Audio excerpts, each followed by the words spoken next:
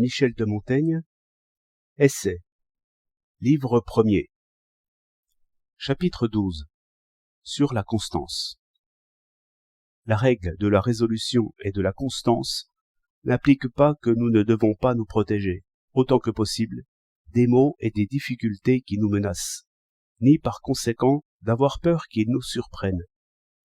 Au contraire, tous les moyens honnêtes de se garantir contre les maux sont non seulement permis, mais louables.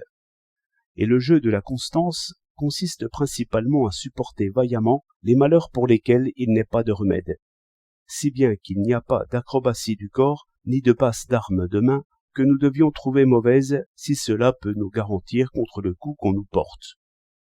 Plusieurs nations très belliqueuses se servaient, dans leurs faits d'armes, de la fuite comme avantage décisif, et en tournant le dos à l'ennemi, se montraient en fait plus dangereux que face à face avec lui. Les Turcs en ont gardé quelque chose, et Socrate, dans l'ouvrage de Platon, se moque de Lachès, qui avait défini le courage ainsi: se tenir fermement à sa place contre les ennemis.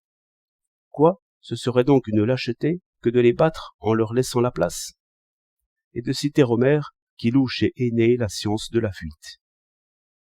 Et comme Lachès, se ravisant, reconnaît cet usage chez les Scythes, et pour en finir chez tous les cavaliers, il lui donne encore l'exemple des fantassins de Sparte, nation entre toutes entraînée à se battre fermement, qui, pendant la bataille de Platée, ne parvenant pas à percer la phalange perse, imaginèrent de s'écarter et faire machine arrière, faisant croire ainsi à leur fuite, ce qui leur permit de rompre et disloquer cette masse quand elle fut lancée à leur poursuite, et de remporter ainsi la victoire.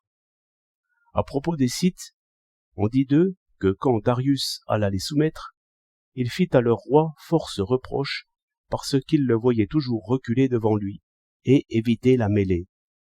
À quoi Intatircès, c'était son nom, répondit-il que ce n'était pas parce qu'il avait peur de lui ni d'aucun homme vivant, mais que c'était la façon de faire de son peuple, puisqu'elle n'avait ni terre cultivée, ni ville, ni maison à défendre, rien dont elle puisse redouter que l'ennemi fît son profit, mais que s'il avait tellement envie d'en découdre, qu'il approche un peu de leurs anciennes sépultures, et là, il trouverait à qui parler.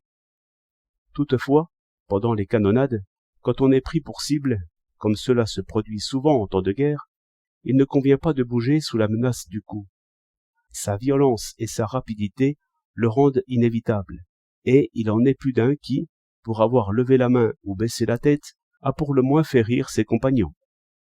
Lors de l'expédition que l'empereur Charles Quint lança contre nous en Provence, le marquis de Gast, étant allé reconnaître la ville d'Arles, et s'étant mis hors du couvert que lui offrait un moulin à vent, grâce auquel il avait pu s'approcher, fut aperçu par le seigneur de Bonneval et le sénéchal de Lagenais, qui se promenaient sur le théâtre des arènes.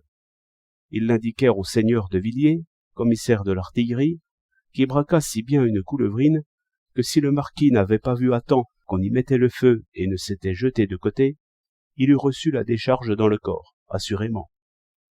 De même, quelques années auparavant, Laurent de Médicis, duc d'Urbain, père de la reine-mère, assiégeant la ville de Mondolfo en Italie, dans les terres dites du Vicariat, voyant qu'on mettait le feu à une pièce braquée sur lui, plongea comme un canard, et bien lui en prit, car autrement, le coup, qui ne lui rasa que le dessus de la tête, l'eût certainement atteint en pleine poitrine. À vrai dire, je ne crois pas que ces mouvements se fassent après réflexion, car comment pourriez-vous juger si la visée est haute ou basse pour des choses aussi soudaines? Il est bien plus vraisemblable que la chance récompensât leur frayeur, et que ce serait, en une autre occasion, aussi bien le moyen de s'exposer au coup que de l'éviter. Je ne puis m'empêcher de tressaillir au bruit d'une arquebuse tirée à l'improviste à mes oreilles, et en un lieu où je n'ai nulle raison de m'y attendre. J'ai vu cela aussi chez beaucoup d'autres qui valent mieux que moi. Les stoïciens eux-mêmes ne demandent pas que l'âme de leur sage puisse résister aux premières visions et imaginations qui lui surviennent. Ils admettent comme une suggestion naturelle qu'il puisse être ému par le fracas du tonnerre ou l'écroulement d'une bâtisse, jusqu'à en devenir pâle et oppressé. Il en est de même pour les autres émotions, pourvu que son opinion demeure sauve et intacte, et que le fond de son raisonnement n'en subisse aucune atteinte ou altération quelconque. et qu'il n'accroche aucune valeur à son effroi ni à sa souffrance. Pour celui qui n'est pas un sage, il en va de même pour la première partie de cette règle, mais tout autrement dans la deuxième. Car l'effet des émotions, chez lui, ne demeure pas superficiel, mais elles le pénètrent jusqu'à atteindre le siège même de sa raison, l'infecte et le corrompt. Il juge alors selon elle, et s'y soumet. Voyez ici clairement et complètement dans quel état se trouve le sage stoïque. Son esprit demeure inflexible, ses larmes coulent en vain. Virgile. Le sage péripatéticien n'échappe pas à ces perturbations, mais il les tempère.